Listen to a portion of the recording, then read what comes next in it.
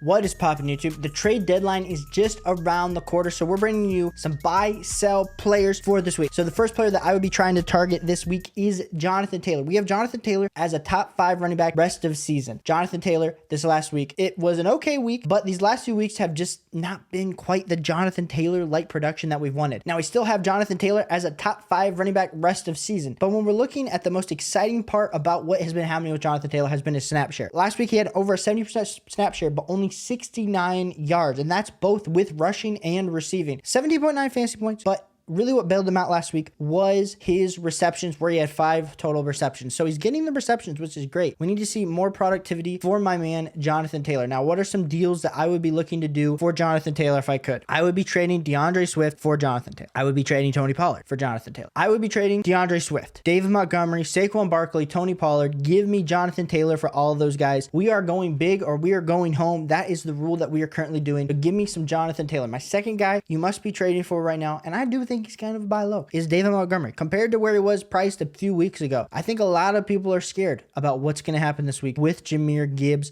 and David Montgomery and the snap share. Now, David Montgomery is the Jamal Williams in this field, so we know he's still going to be getting the goal line work, which in the Lions offense is super valuable. I still have David Montgomery as a top 10 running back rest of the season, but if I could trade Josh Jacobs, if I could trade Kenneth Walker III, if I could trade Derrick Henry, go get some David Montgomery, I think those are some deals that you really have to consider this week. The other thing that we have to consider is, even if Jahmyr Gibbs takes more of the snap share this week, what is that really going to hinder with David Montgomery? Because David Montgomery, there was a week where he had 30 touches and it just wasn't that efficient. So even if he is limited more to a goal line role, I think that still exceeds him into a top 5 running back rest of the season. So we do like some David Montgomery. My third buy low target is going to be Bijan Robinson. Now, whoever has Bijan, there's a good probability, I hate to say it, they're probably not in playoff contention. So it might be hard to get Bijan Robinson for him. But if they're on the fringe, this is the week to go throw and kick the can on Bijan Robinson. And I know you're going to say, Caleb, Bijan Robinson sucked, like straight up sucked. And that's fair. I think we can all attribute it to Arthur Smith. We all know that that's the real reason. 2 weeks ago was sick. This last week just wasn't really efficient, wasn't given the touches. We're so sick and tired of seeing Cordell Patterson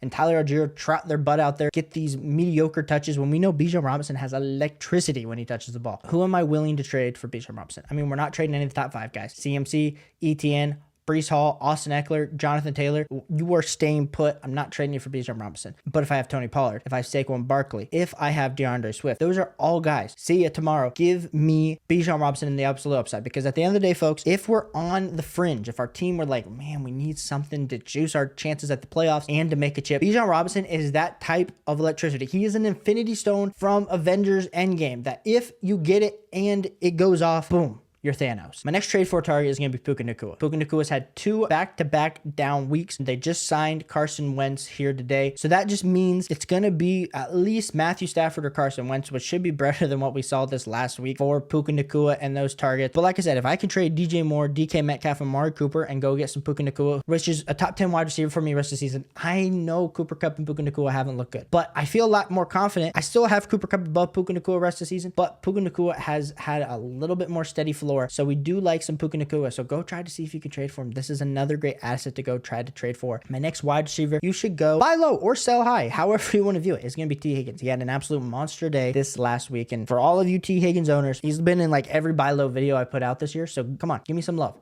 Give me some love. It finally happened. It's going to continue to happen. The Bengals offense is humming. Some players that would be willing to go trade for T. Higgins, Zay Flowers, Christian Kirk, Nico Collins, Adam Thielen. Go give me some T. Higgins. We like that alpha level upside. Final wide receiver that we should be buying low or relative to low, that's going to be next week, is going to be Diontae Johnson. Yes, his price went up over the last few weeks. He went from wide receiver 36 to wide receiver 28 when I'm looking on a lot of boards, getting into that top 30. But we've had him as a top 30 wide receiver rest of season. And the reason that we had him so high is because we knew Diontae Johnson had absolutely game-wrecking volume ability in this Pittsburgh Steelers offense. Now, we weren't saying that George Pickens and what he was doing was going to fall off by any means. We do like some Diontae Johnson, and a man that demands the targets like that put up 21 fantasy points this last week in PPR. I think that type of success continues, so go get some Diontae Johnson. I still think he's relatively cheap compared to some other options ahead that have been performing a lot less. And my final buy low player that you guys need to go kick the tires on is going to be Brandon Aiyuk. I think Brandon Aiyuk has solidified himself as a top 10 wide receiver for me rest of season. So if I can go flip DJ Moore, DK Metcalf, Amari Cooper,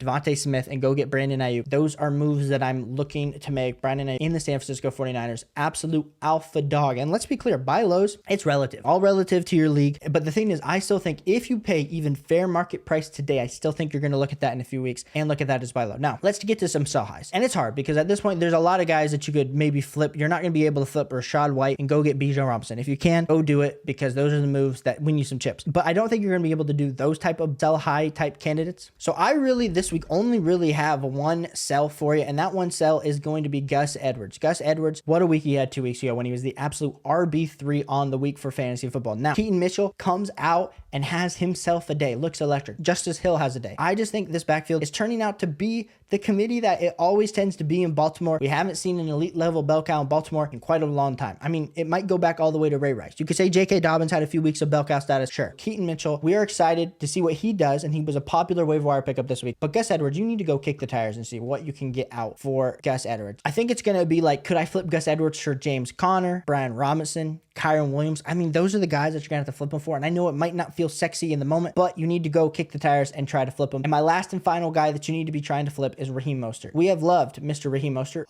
what you have provided for us this season. But Raheem Mostert with Devon coming back, I'm just not feeling confident. It's the bye week. So whoever's starting is benching Raheem Mostert. It's the bye week. People probably aren't realizing that Raheem's not going to be the starter. So go try to kick the tires. You're going to have to sell probably even extremely more low. I mean, it's a sell high, but also like a sell low time. But I still think whatever you can get for Raheem Mostert, if you can get those guys, that's going to be a massive W heading into the rest of the season. Even if I could get like a Mark Andrews, Jahmyr Gibbs, and Amari Cooper, Devontae Smith, even potentially Puka Nacua for Raheem Mostert, all deals that I'm looking to do. So I appreciate you guys for tuning in. Hit that like button, hit that subscribe button, and I'll catch you on the next one. Peace.